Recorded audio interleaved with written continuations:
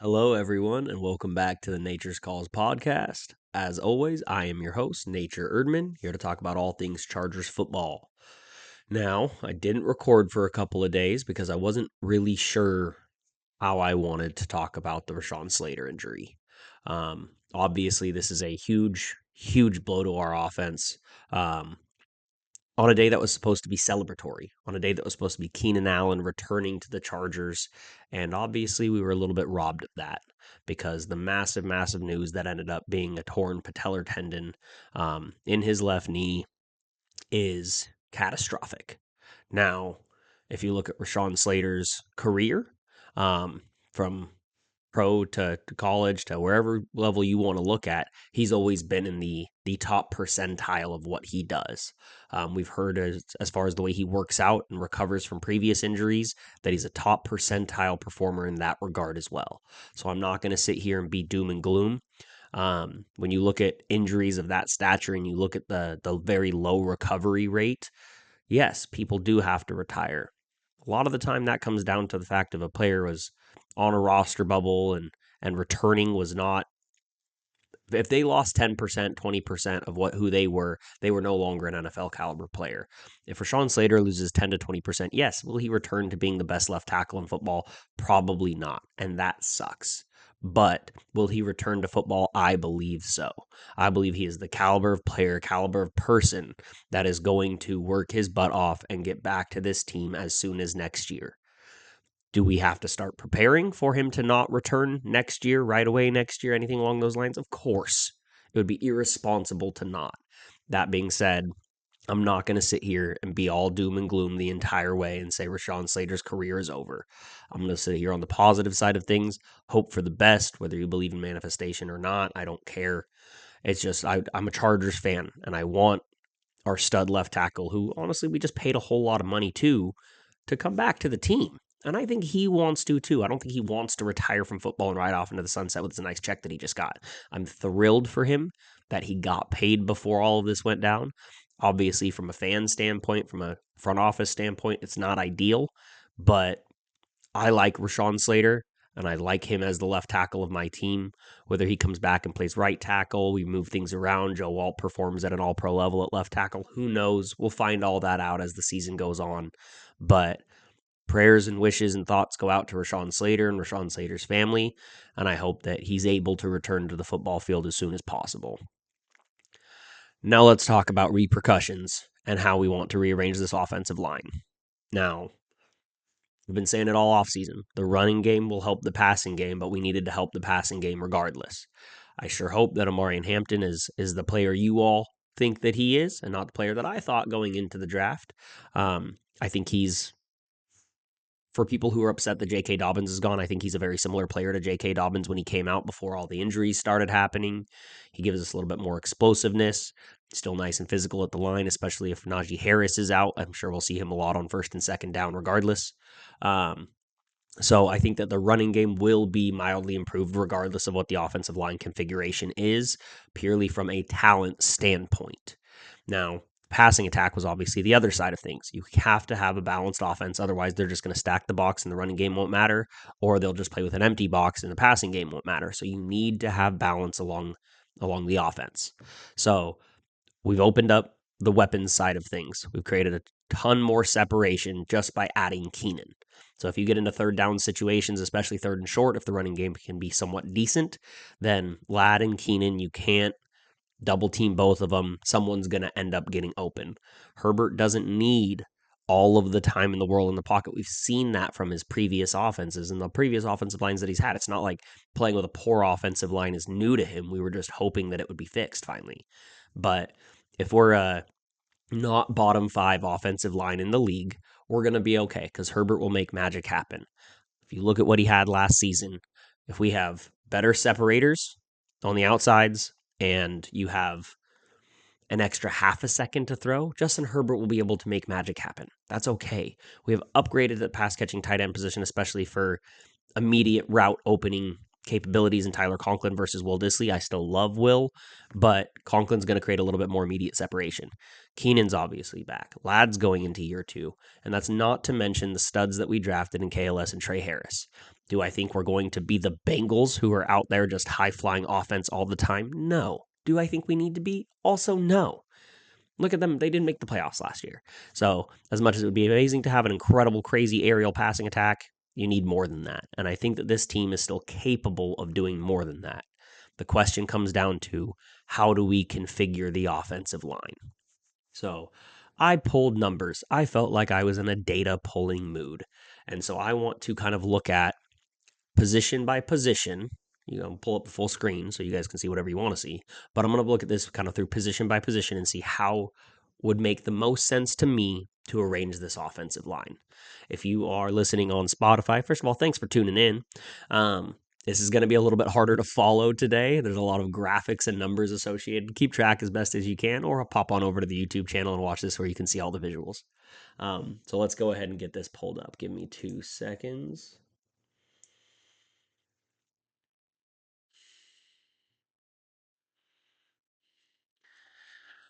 All right. So let's look at players on our roster versus their career and different sample sizes and things along those lines. So I want to go position by position through left tackle. As you can see, I've got the player, the sample size for where these grades were taken, and then their ratings. Overall, offensive grade, run block grade, pass block grade. Now, this is what we're losing in Rashawn Slater. Obviously, that's a lot to overcome. Um, Rashawn Slater is one of the best tackles in football. For those who don't realize that, he is that guy. Now, luckily, we have an all pro caliber right tackle who played left tackle not too long ago in Joe Alt. Will he step in and be the exact same player as Rashawn? Who knows? I doubt it. But if he's 95% of it, then you still have a top 5 to 7 left tackle in the league, and that's okay. So Rashawn Slater, obviously, across 2024 had ridiculous grades. Now, the only sample size we have in the NFL for Joe Alt is going to be that Week 18 versus the Raiders. And Week 18 versus the Raiders with Rashawn Slater out is probably going to give us our best snapshot of what that offensive line looked like. Now, obviously, the sample size is not very healthy. So let's look at that at the end. But for the most part, I want to see what these people have done in these positions historically. So Joe Alt in Week 18 put up a 61.6 overall grade. Now, he struggled in the run blocking department. We didn't run the ball particularly well that game. You'll see that as a theme across that game. But pass blocking on the left side, where on the blind side, that's going to be the most important aspect of that, is just protecting Justin Herbert. He did play incredibly well with an 83.7 pass blocking grade. And if you look at Joe Alt across the board at right tackle all year, fantastic. So 76.8 overall grade here with obviously a better pass blocker than run blocker. The running game struggling last year while also contributing to that. But excellent, especially as a rookie in that first season. Other options at left tackle that we've heard considered quite a bit are obviously Jamari Salyer. I've heard a lot of people say, let's keep the great right wall intact with Mekhi Becton and Joe Alt. And I don't necessarily agree with that. Now, Jamari did play well at left tackle in that 2022 season. 69.8 overall grade. That is fine. But if I can improve that with someone of Joe Alt's caliber, if he matches his rookie season numbers at right tackle versus left tackle, that is an improvement, particularly in the running game. This team cares about how you protect run block. And Jamari has always struggled in that regardless. Now, he is a fantastic pass blocker. We saw that through 2022. So, again, if we want from that left side to really focus on protecting Justin Herbert, Jamari Salyer is a perfectly fine substitution. But I do think the running game would be sacrificed by doing that, specifically because of who we have at left guard. We'll talk about that momentarily. The one thing I will say is in week 4 versus the Chiefs, Jamari did play left tackle last year, and a stark contrast versus what he did in 2022. Pass blocking was incredibly difficult, did a little bit better as a run blocker, but overall that grade was still subpar, unsatisfactory by all means. Other options for left tackle that we have on the roster, Trey Pipkins. In 2021, he did play left tackle, played well in the run blocking department with 78.4 grade, 63 in pass blocking, so definitely a little bit more of a risk with Justin Herbert out there. And then obviously Trey Pipkins in 2021 had a 68.5 overall grade. Now, another thing that I've heard talked around is Mekhi Becton moving to a tackle position. Now, in 2013 or 2023, he played 14 games. Obviously, he had quite the injury history with the Jets, but he played predominantly tackle while he was with them. 54.1 overall grade, struggled both in run blocking and pass blocking overall. Mekhi Becton as a left tackle does not feel like a smart decision to me whatsoever. Now, since we're on the tackle department, let's move over to the right tackle position. Already talked about how successful Joe Alt was at the right tackle position. I think it only makes sense, and I'd be astounded if we do anything besides move him to left tackle. So I don't want to beat this too hard, but looking at the right tackle position, we have 3 different sample sizes for Trey Pipkins. So week 18 of last year versus the Raiders, struggled in the run blocking department, as did the general team that game. 77.5 on the pass blocking side of things, actually held up quite well. Overall in that game. The Raiders' pass rush wasn't too much to be feared at that point. 57.1 overall grade. Not ideal. We know we're not in an ideal situation, though, so I'm not going to sit here and pretend like any option is a fantastic option. Now, 2023 and 2022, respectively, struggled in the run blocking department as well. 50.3 and 50.5 run blocking grade. I think we know who Trey Pipkins is in the run blocking department. He is subpar. But as a pass protector, he is not all that bad. 67.3 and 65.4. Notable improvement in that from 2022 to 2023. Overall grade at a 62.8 in 2023, 59 in 22. So this is where we're at. Trey Pipkins is a low-end starting right tackle in the NFL. There are 64 starting tackles at any given point. I don't have the exact numbers for where these numbers rank him. My guess is going to be somewhere in the 40s to 50s. Maybe a little lower than that. There is not someone out there in the free agent market or available by trade that anybody's going to give up to improve versus Trey Pipkins. That is my personal opinion. I don't think that nobody's going to give up somebody that's and go to a downgrade on their roster this close to the season. It just doesn't happen. Trey Pipkins has a tremendous amount of snaps playing the tackle position. I think he is your best option at this point. And for the sake of argument, we will also look at Mekhi Becton at right tackle, because this is one that I've heard a lot. Slide him out, move someone else into the right guard position. Now, in the 2 games that Mekhi Becton played to start the season in 2023, granted he was coming off of an injury recovery, but a 46.8 overall grade, a 49.1 run blocking grade, and a 60.3 pass blocking grade. All of those are subpar. 60.3 you could possibly get away with from a pass blocking perspective, but again, worse than any of Trey Pipkins' career. I would not do it. It is a bad idea.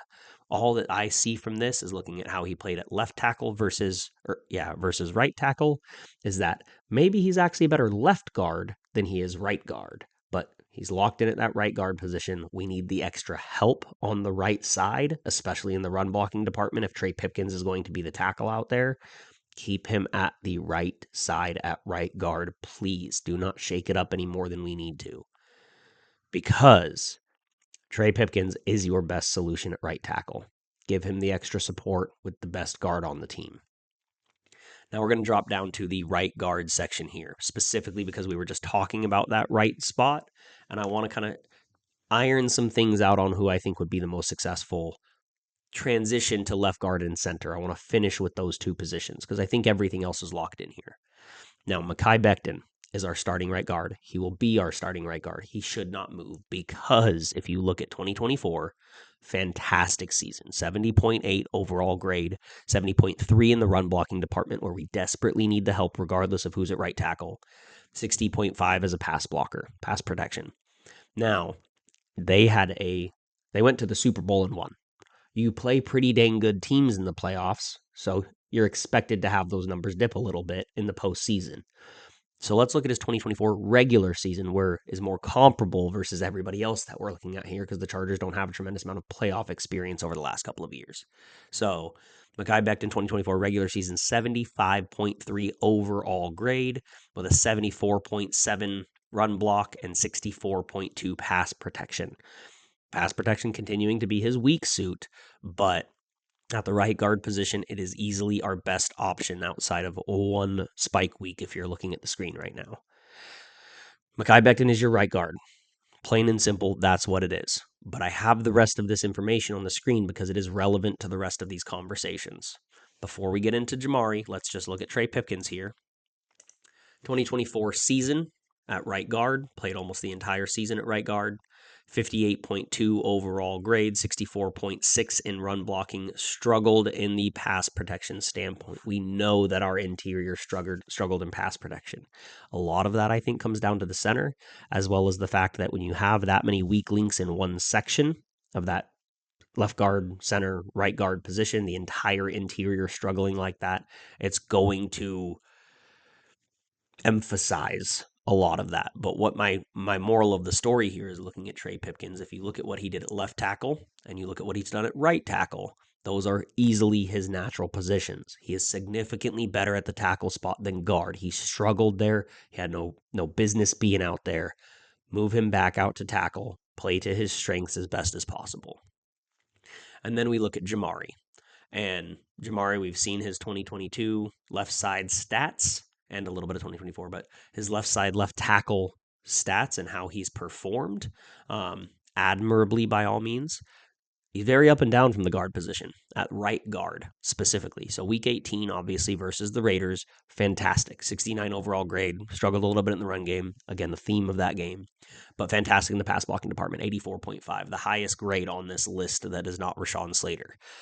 But he also, the following week, did the wild card game, a 43 overall grade, a little bit better in run blocking, horrendous in the pass blocking department with a 30, a grade of 30, 3-0, asking to get Justin Herbert killed in the pass blocking protection department. So let's literally look at 2023 where he played predominantly right guard, and we can see an idea of what we're looking at. He had a 54.2 overall grade, 49.4 run blocking, 61.2 pass blocking. He is, by all means, a backup guard when he's played the guard side, at least on that right side. Now, what I want to look at with Jamari is that his best fit for him? Because for me, left tackle is locked in with Joe Alt. Right tackle is locked in with Trey Pipkins. Right guard is locked in with Mekhi Becton. So how do we improve the left guard and center positions to give this team the best fighting chance? Let's talk about left guard. Zion Johnson is Zion Johnson. We've had these conversations before. We don't have any legitimate options at left guard. We have Zion Johnson in 23 and 24, has been middle of the pack in all regards, lower than middle of the pack in 2023 with improvement in 2024 across the board, but still not enough to give us what we need from that position. He's okay overall, okay as a run blocker, and okay as a pass protector, and the mental mistakes continue to stack up. I believe in Zion Johnson, but it's at the end of the day, we need to field our best five, and I can't see how he's our best five. Now, for fun and giggles, who else do we have that can play the left guard position? Jamari Salyer has struggled at guard overall, but only played that right side. Bradley Bozeman has played a lot of left guard, and quite honestly, they are clearly okay with him switching to that guard position if that's what needs to be done, because that's what they were talking about doing with Zion. So I wanted to take a look. It's been a while since he played guard, but he did play guard in 2020 and 2019. And across the board, he has very similar or slightly better metrics than Zion Johnson. 63.6 and 63.8 overall, 63.1 and 65.9 in run blocking, 62 and 56.9 in pass blocking. Is he an improvement over Zion Johnson? I don't know. Has he regressed at this point in his career? I don't know, because it's been half a decade plus since he played the left guard position. But I can at least say that I'm okay with them opening that up for a level of competition, depending on who's obviously playing center. Now, we've seen the struggles from Bradley Bozeman last year in center. We've seen the struggles through training camp in the offseason for Zion Johnson at center. So who other options do we have at center in this league? Andre James.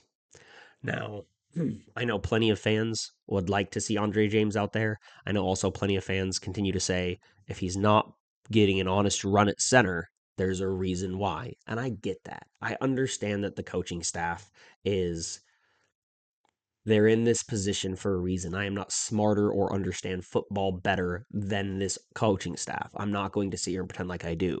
But I've also been smarter than the GM before, as have many of you when it comes to draft selections. Like there are things that our input is doesn't matter to the coaching staff, but amongst us fans, we've been right in the past. So let's take a look at what this could possibly look like if we were to move Bozeman to left guard or have him compete with Zion for the left guard position, and we were to start Andre James at center. Because Bozeman in 2024 and 2023, for both the Chargers and the Panthers, was low end center. Again, 32 of them in the league. Grades matter a little bit more. 64.8 and 67.5 in run blocking. A little bit better run blocker in Carolina. Weak rushing attacks in both locations. And then pass blocking is a liability. Astronomically so. 48.9 in Carolina, 51.4 with the Chargers. That's a concern. We cannot operate with that. And I think you have to start looking at Andre James because in 2024, after they had changed their blocking scheme, which did not fit well with what he had done historically, he saw regression in an overall lower grade than Bradley Bozeman at 55.6. Now, as a run blocker, struggled mightily, 50.2, because they changed their running scheme.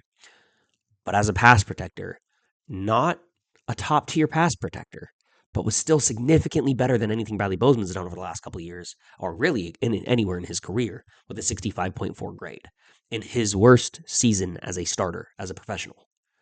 If you look at him in 2023, where his blocking and running scheme was very similar to what we run now, he was a better center in the league, a top 15 center in the league. And this would improve our team dramatically immediately. If we get most of what he was in 2023, that's an improvement. And let's not forget, I'm pretty sure Bozeman's 31, 32. Andre James is 28 years old. Invest in this young man. You could have a couple of very strong years if he returns anything close to his 2023 form. See what he's got, give it an honest run, because 74.6 overall grade is one of the better offensive line grades overall that we've seen from any of the players on this roster. 75 in the run blocking department for a team who cares about run blocking. I sure would think that matters. And 71.2 in a pass protection standpoint, easily the best that we've had from the interior offensive line outside of a one-game spike from any of these players. Andre James at center feels like the solution because at least we would know that we have improvement in one spot. And now you have a left guard position and honestly, obviously, the right tackle position that need to be addressed, but they're not sitting right next to each other. If you have weakness at left guard and weakness at center, that is a huge point to attack from a defensive standpoint.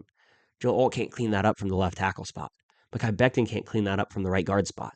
You cannot have two sequential holes on the offensive line, especially in a pass protection standpoint, that people can attack. And right now we do. Right now we do. So I think in my perfect little head here, I would run Andre James at center. And that leaves us to figure out who's going to be the starting left guard. So let me pull something else up for you. So this is going player by player instead of position by position and taking a look at exactly where everybody has had success and failures at their specific positions. So first, let's look at Week 18 versus the Raiders, where we would have the kind of the expected offensive line of today would be trotting back out there.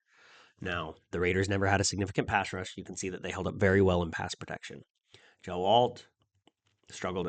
Everybody struggled in the run game. Let's just look at it. I'm not going to try and go line by line. Joe Alt, Zion Johnson, Bradley Bozeman, Jamari Salyer, Trey Pipkins. It's kind of the prospective offensive line with obviously swapping Mekhi Becton out for Jamari Salyer. Everybody struggled overall. Everybody struggled mightily in the running game. Everybody did very well in the passing game with that weak Raiders pass rush. Now, let's go position by position as we look at this. Bradley Bozeman is arguably a better left guard than he is center. How much of that has to do with regression over his age, I don't know. But if you look at him across the board, all of his grades are for the most part better as an aggregate, maybe a little bit better in the run blocking at center, definitely better in pass blocking as a left guard. Trey Pipkins, who, again, a lot of pushback to push him out to right tackle. As a right guard, struggled mightily. Worst grades just about across the board. Is a little bit better in the run blocking game than he was as a tackle, but pass protection struggled mightily. Did not understand the stunts and how everything needed to move around him. Now, as a left tackle, was easily his best year. That's how he earned that contract in the first place. But as a right tackle, which is where we'd be looking at him at, again, middle of the pack. Week 18, he played well. 2022 and 2023, struggled in the run blocking side, succeeded pretty well in the pass blocking side. You put Mekhi Becton next to him, those run blocking grades could improve dramatically, and we could see some serious improvement from that side of him. And then we come down to Jamari Salyer. And the reason I want to finish with Jamari Salyer is because I've seen a lot of people who want to put him out to left tackle. Personally, I think left guard in a competition with Bradley Bozeman and Zion Johnson makes the most sense. Because if you look at Jamari Salyer's performance at left tackle, he was overall very solid. He's had some weak points in there, week 2024. 2022, he was quite excellent. Week 18, he was quite excellent. If we get a little bit more of an average on there. Sorry, week 18, he was at right guard. So he struggled at right guard, succeeded at left tackle. The question we need to identify is it a struggling playing from the interior perspective, or is it a struggle playing on the right side perspective? And with everything that we've heard and the way that he's performed playing at the left guard position all through training camp, they really like him. And we're about to start a game here momentarily. Preseason game is about to start, where we're going to find out how he plays on that left tackle position again. I don't think there's anything in the world that keeps me from moving Joe Alt to the left side, but there is an absolute argument to be made to let Jamari play that left guard position, see how he moves to his left, and can he identify, does he have the mental acuity to do what needs to be done from the guard position? Because Zion Johnson, for all of his smarts, has struggled in that department, makes mental errors and mistakes. Bradley Bozeman has experience at the left guard position. He's not top tier in any facet along the offensive line. In any form of his career, time in his career, he has never been an elite player. At this age in his career, I have a hard time seeing that happen. Jamari Salyer, in his fourth year in the league. Let's see what he has. Compete for that left guard position. Shore up what we have on the interior. And then you have Zion Johnson and Bradley Bozeman as backups. Someone goes down to the left guard, someone goes down at right guard, someone goes down at center. Like you can then have that flexibility between those two guys. But I think overall, looking at the way that this team is structured, the history and experience that we have, and the lack of talent out there on the free agent market, you really need to dive into who's going to give you the best position to succeed. And for me, I think it all comes down to that left guard position. We know who the right guard is. We know who the right tackle is or should be. And we know who the left tackle is going to be. So now we just need to figure out who is going to play center. And I've hung my hat on who I think that person is. Now let's go find that left guard. So let me know what you guys think. Let me know if you see something differently than I do or what your opinion is. I know the Jamari left tackle fan club is pretty strong out there. So I'm open to all options. Competitors welcome, but please make it an open competition because something needs to change. But anyway, thank you all for tuning in. It's a pleasure talking with you guys on this lovely Sunday afternoon. Let's stick it to Brandon Staley and Kellen Moore today, all right? Talk to you guys soon. Thanks for tuning in. If you guys like what you heard, please feel free to give me a like and subscribe. Helps me a ton. Also helps you guys stay up to date on all new content as I'm releasing it. If you're not already on my YouTube channel, feel free to hop on over at Nature's Calls Pod. Also on Spotify under Nature's Calls Podcast.